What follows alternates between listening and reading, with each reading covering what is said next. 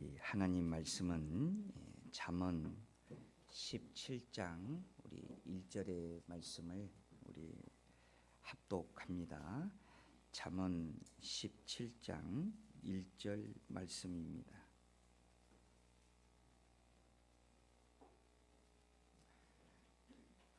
잠언 17장 1절 우리 함께 합니다. 마른 떡 한 조각만 있고도 화목하는 것이 제 육이 집에 가득하고도 다투는 것보다 나으니라. 우리 한 번 더 합독할까요? 마른 떡 한 조각만 있고도 화목하는 것이 제 육이 집에 가득하고도 다투는 것보다 나으니라. 아멘.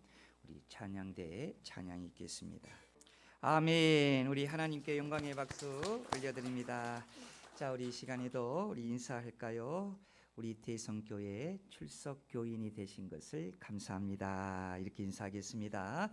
우리 대성교회 출석 교인이 되신 것을 감사합니다. 유튜브로 예배하는 우리 성도님들도 감사합니다. 자, 5월은 가정의 달입니다. 또 오늘은 어버이 주일입니다. 부모님 되시는 우리 모든 성도님들에게 영육간의 강건함을 더하시고 항상 주 안에서 기쁨이 넘치는 또 우리의 시간들이 되시기를 우리 주의 이름으로 축원드립니다. 자, 오늘 말씀의 제목은 가정에는 화목이 최고입니다 라는 말씀의 제목을 함께 가지고 함께 은혜를 나누고자 합니다. 어느 목사님과 사모님이 교회 한 집사님 댁을 신방을 가셨어요. 그런데 그 집사님 집에는 앵무새 한 마리를 키우고 있었다고 합니다. 그런데 신방 온 목사님과 사모님을 보더니 앵무새가 이렇게 인사를 하는 거예요. 죽어라 이놈아. 뒤에는 좀 욕이 좀 있는데 그거 못하겠습니다. 죽어라 이놈아 그러더라고요. 이 소리를 듣고 목사님과 사모님이 얼마나 민망했겠어요. 아마 틀림없이 그 집사님 부부가 평소에 집에서 맨날 이런 말을 하며 아마 싸운 것 같아요. 교회 나올 때에는 전혀 안 그렇게 보이지만 집에서는 완전히 불화한 부부로 그렇게 살고 있었던 것 같아요. 그래서 목사님이 집사님에게 요청을 했습니다. 내가 이 앵무새를 목사님 댁으로 좀 데리고 가서 좀 교육 좀 시키고 가져올게요. 그랬다는 거예요. 그리고는 목사님 집으로 가서 그 목사님도 앵무새를 키우고 있었는데 그 집사님의 집에서 가져온 앵무새를 목사님 앵무새 키우고 있는 그 새장에 넣었어요. 그랬더니 목사님 집에 있는 앵무새가 집사님 가져온 앵무새에게 이렇게 인사를 하는 거예요. 할렐루야, 우리 가정 예배 드리십시다. 예수 안에서 화목하게 살아요. 목사님이 집에 키우는 앵무새가 이렇게 인사를 하니까 지금까지 집사님 집에 살았던 앵무새가 그 인사에 그냥 기가 눌러버려 가지고 감히 그런 소리를 못하고 대신 이런 말을 하더랍니다. 아이고 죽겠네. 아이고 못 살겠네. 아이고 미치겠네. 앵무새가 또 그렇게 얘기를 하더라는 거예요. 그러자 목사님이 목사님 집에 있는 앵무새가 환한 미소를 지으더니 이렇게 화답을 하더라는 거예요. 내 믿음대로 될지어다. 사람이 화목하게 살고 화목의 말을 해야 앵무새도 화목의 말을 한다는 그런 교훈을 주고 있는 이야기인 것 같습니다. 그래서 오늘 본문의 말씀도 비록 짧은 한 구절이지만 화목이라는 것이 얼마나 중요한다는 것을 오늘 말씀이 우리에게 교훈하고 있습니다. 여러분 다시 오늘 본문 1절을 다시 한번 볼까요? 마른 떡 한 조각만 있고도 화목하는 것이 제육이 집에 가득하고도 다투는 것보다 나으니라. 여기 마른 떡 한 조각만 있는 집이라는 것은 매우 가난한 가정을 얘기하고 있습니다. 그리고 그 반대로 또 제육이 가득한 집이라는 것은 아주 부유한 집을 얘기하고 있는 것이겠죠. 당시 이스라엘에는 부유한 집에서는 평상시에는 고기를 많이 먹지만은 종종 하나님께 화목 제사를 지내고 나서 온 식구가 한 자리에 모여서 고기를 나누어 먹는 그런 문화가 있다고 합니다. 그런데 가난한 집안에는 평상시에는 물론이거니와 절기를 드릴 때에 그 가난하기 때문에 하나님 앞에 제물을 이렇게 온전히 드릴 수가 없어요. 그래서 이런 분들은, 가난한 분들은 구운 곡식 가루로 빵을 만들어서 이렇게 소제를 드리거나 아니면 비둘기밖에 못 드렸다라는 거예요. 그런데 여러분, 이런 가난한 사람들에게는 무슨 고기가 있고 무슨 제육이 있겠습니까? 그래도 화목하며 사는 것이 고기를 나누어 먹으며 다투는 것보다 훨씬 낫다는 것입니다. 얼마 전에 우리나라에 충격적인 사건이 하나가 있었죠. 서초 세 모녀 살인 사건이 있었습니다. 참 자신은 죽을 용기도 없으면서 아내와 두 딸을 정말 살해한 그 비겁한 가장의 사건이에요. 참 이 사이에 충격을 안겨다 주었어요. 여러분, 이 사건은 단지 한 가정의 비극을 얘기하는 것이 아니라 이 사이의 심리나 이 사이에 가지고 있는 그런 충돌, 이런 정치적인 문제, 경제적인 문제, 이 사이가 아무리 이렇게 돌아가도 가정만큼은 안전해야 되는데, 안전해야 할 가정에서 이 사이에 마주한 심리적인 문제, 그런 충돌의 문제가 가정에 여전히 드러내는 그런 비극적인 아픈 사건이었습니다. 그래서 우리가 그런 뉴스를 볼 때마다 사람들이 이런 말을 많이 하더라고요. 아이고, 가난해서도 안 되겠구나. 응? 어느 정도 부자가 되고 어느 정도 넉넉하게 살아야지. 가난하다고 그래서 온 집안이 함께 자살을 해버리고 사람을 죽이는 그런 살인 사건이 일어나지 않기 위해서는 열심히 돈을 벌어야 되겠구나. 그런 생각을 하시는 분들이 많이 있는 것 같아요. 그러나 여러분, 우리가 한 가지 분명하게 인정할 것은 그러한 생각으로도 화목할 수 없다는 것입니다. 그래서 오늘 본문을 기록한 솔로몬의 의도는 이러한 메시지를 우리에게 교훈하고 있는 것 같아요. 가난한 집에는 재산 대신에 화목이라는 것이 있을 수 있다. 그러나 부잣집에는 화목 대신 돈이 많지만 그 돈 때문에 싸우고 그 돈 때문에 분쟁하고 그 돈 때문에 가족조차도 갈라지는 그런 일들이 있을 수 있다. 솔로몬은 아주 짧은 만에 이런 함축적인 교훈을 우리에게 제시하고 있는 것 같아요. 사랑하는 여러분, 오늘 이 두 개의 선택지 가운데에 여러분 어느 것을 선택하는 것이 지혜일까요? 솔로몬은 우리에게 오늘 말씀을 통해서 우리에게 질문하고 있는 것입니다. 어느 선택지가 우리에게는 진정한 화목일까요? 화목을 원한다면 여러분 돈이 없는 대신 그래도 화목한 가정을 선택하십시오. 이것이 지혜로운 가정이라는 것입니다. 이것이 지혜자이라는 것입니다. 그래서 우리가 이런 것을 볼 때 오늘 본문을 통해서 우리는 아주 황금 같은 짧은 세 가지의 교훈을 얻을 수가 있어요. 첫째는 뭐냐면 화목이라는 것은 돈으로 살 수 없는 값진 재산이다. 돈으로 여러분 화목을 살 수 있다고 하면 빌딩을 가지고 있는 사람들, 좋은 집을 가지고 있는 사람들은 다 그렇게 행복하게 살아야죠. 그런데 그렇지 않지 않습니까? 빌딩을 가지고 있는 사람도, 돈을 많이 가지고 있는 사람도, 좋은 차를 타고 다니는 사람도 언제나 그들의 마음속에는 얼굴이 찡그러 있고 마음이 찡그러 있는 가정들이 있어요. 그래서 화목이라는 것은 돈으로 살 수 없는 재산이다. 두 번째 우리가 또 한 가지 교훈을 얻을 수 있는 것이 뭐냐면 화목이 없는 가정은 절대로 행복하지 못하다. 그래서 세 번째로 그래서 다른 것은 다 빼앗기고 다른 것은 포기하더라도 화목만큼은 돈을 주어서라도 사야 된다. 우리가 이렇게 교훈을 받을 수 있습니다.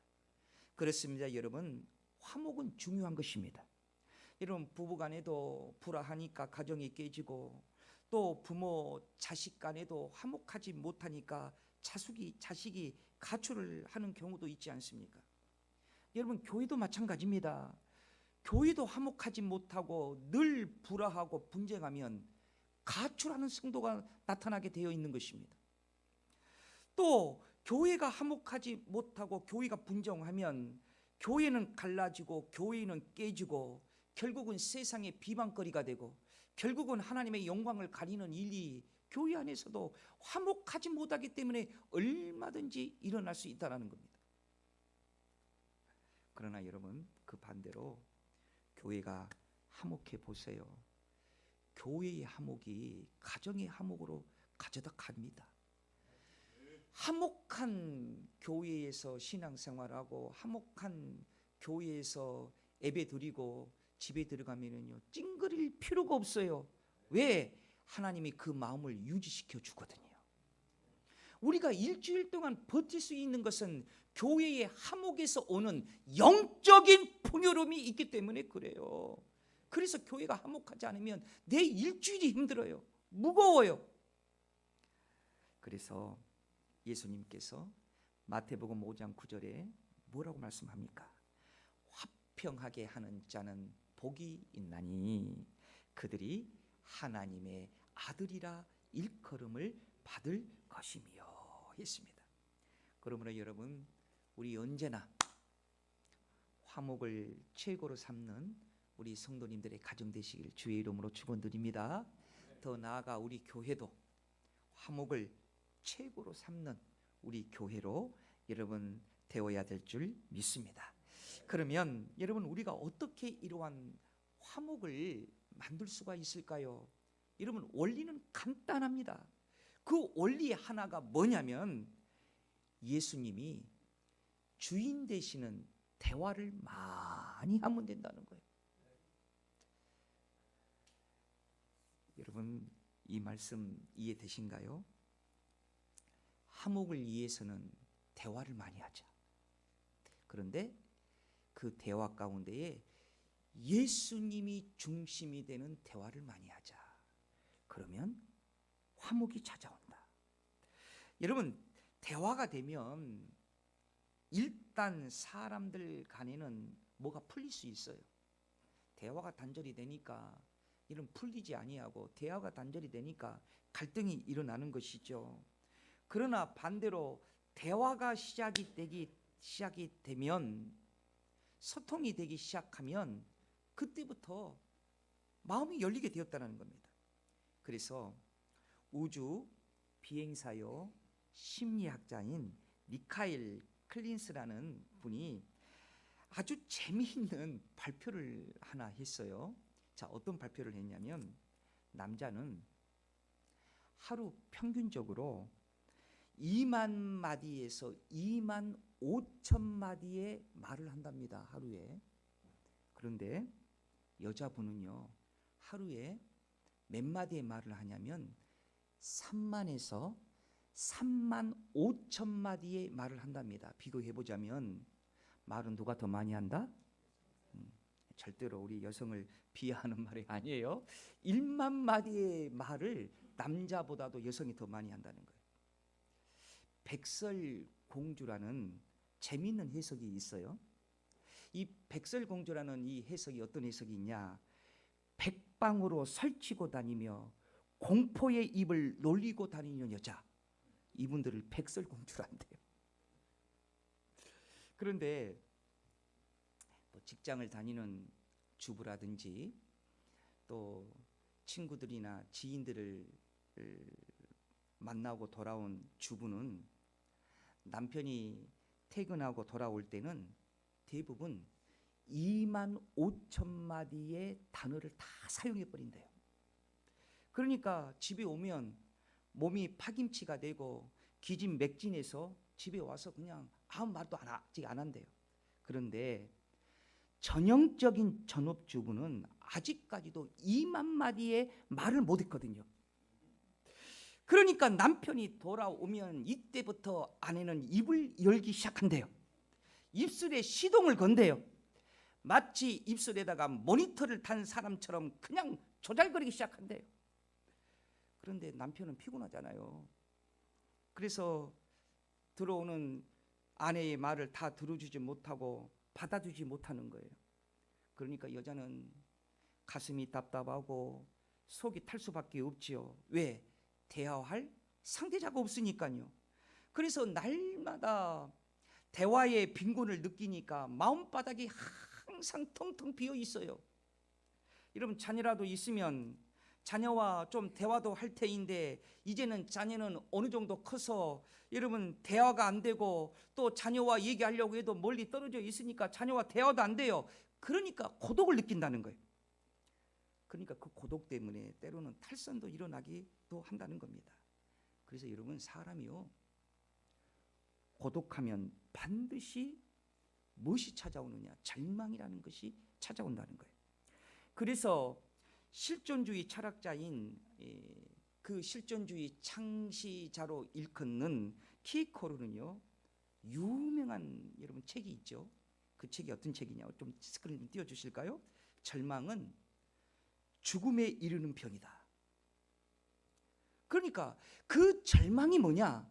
고독이라는 거예요. 사람이 애로우면 절망할 수밖에 없다는 거예요. 그런 의미에서 여러분, 스탠포드 대학 교수였던 짐 바르트가 뭐라고 얘기했느냐? 사람에게 고독만큼 무서운 살인자는 없다. 이런 유명한 말을 했습니다. 그렇습니다. 여러분, 고독은요, 살인자래요. 사람의 뼈를 마르게 하는 것이 고독이고 또 피를 썩게 하는 것이 고독이 돼요. 그래서 사람은 말을 많이 해야 된다는 거예요. 여러분, 한번 웃어 주십시오. 우리 한번 따라서 합시다. 말을 많이 하자. 그런데 여러분, 남자는 2만 5천 마디, 여자는 3만 5천 마디 그 말을 해야 여러분 우리가 고독하지 아니하고 절망하지 아니하고 살 수 있다고 하지만은 말을 적게 해도 살 수 있는 방법이 있어요. 그게 뭐냐? 주님 만나면 그것이 해결됩니다. 말을 적게 해도요, 단 10마디를 하더라도 그 10마디가 중심이 예수 그리스도면 우리는 절망할 수 없다는 거예요. 그래서 우리 예수님께서 요한복음 14장 27절에 보면 어떤 말씀을 우리에게 하셨습니까? 평안을 너희에게 끼치노니 곧 나의 평안을 너희에게 주노라. 내가 너희에게 주는 것은 세상이 주는 것과 같지 아니하니라. 너희는 마음에 근심하지도 말고 두려워하지도 말라.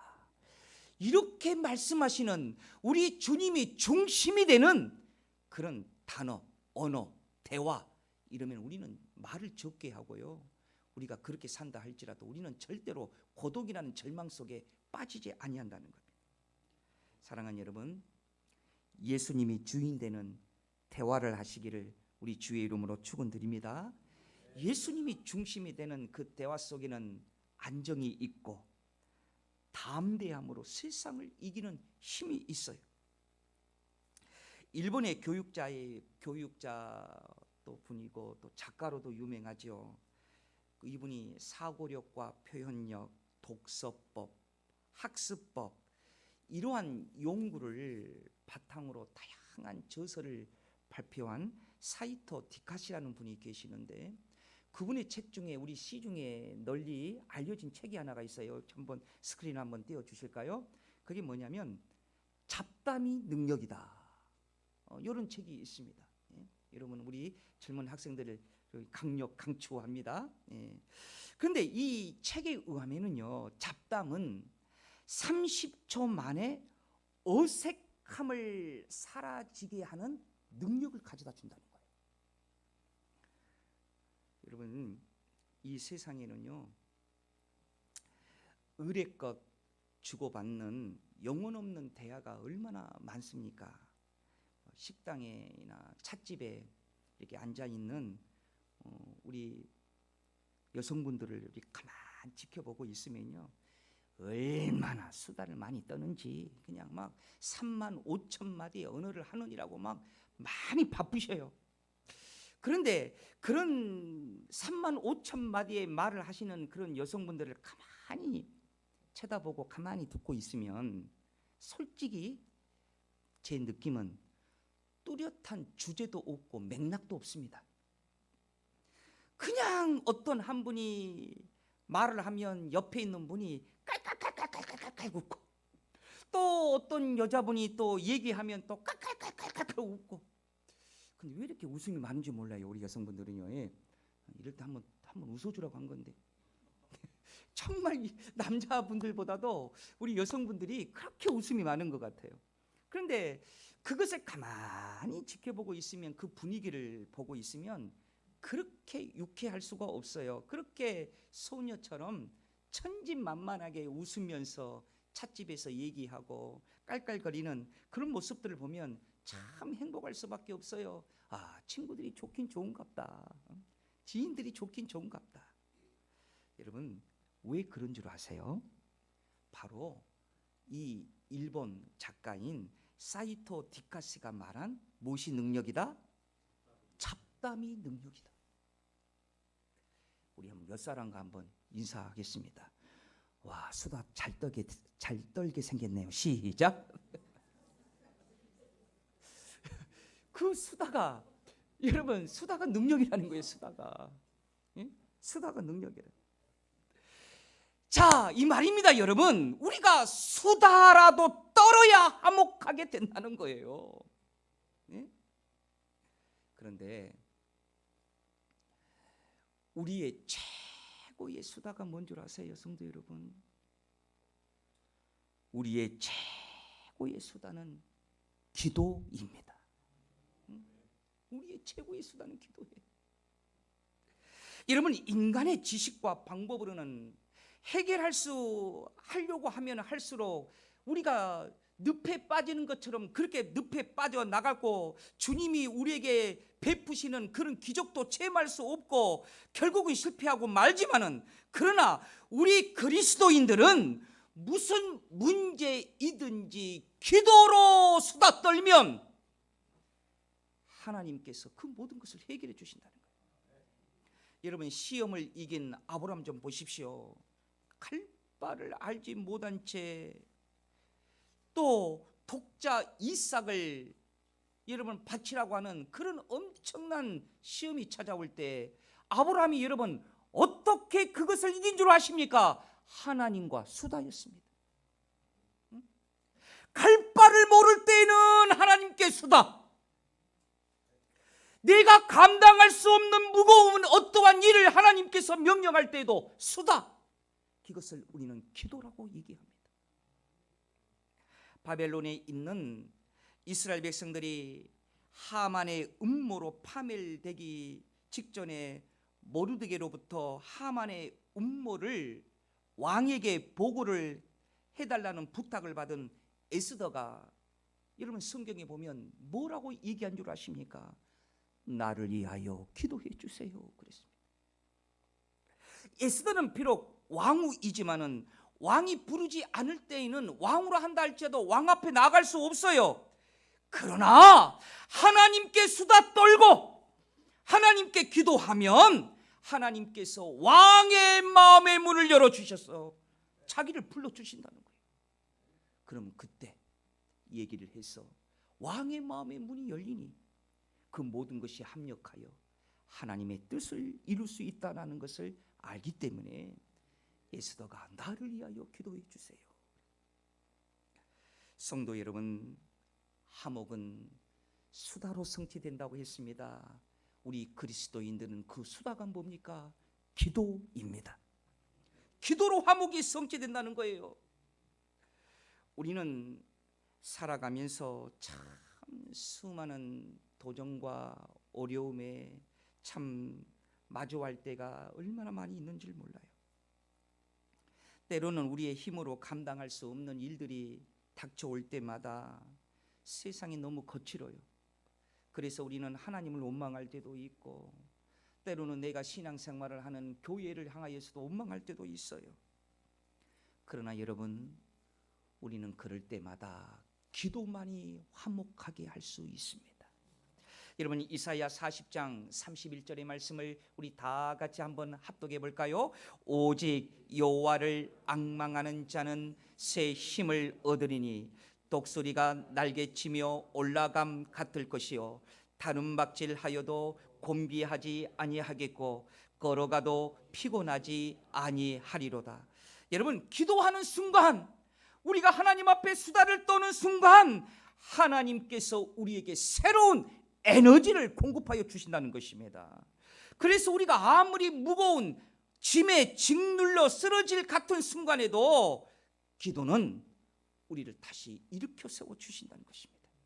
그래서 빌립보서 4장 6절에서 이렇게 우리에게 가르쳐 주고 있습니다. 아무것도 염려하지 말고 다만 모든 일에 기도와 간구와 너희 구할 것을 감사함으로 하나님께 아뢰라. 아멘. 그래요. 그래서 우리가 아무리 잡담을 많이 하고 수다를 많이 떨어도 거기서 예수님이 주인 되시는 말이 없으면 화목할 수 없습니다.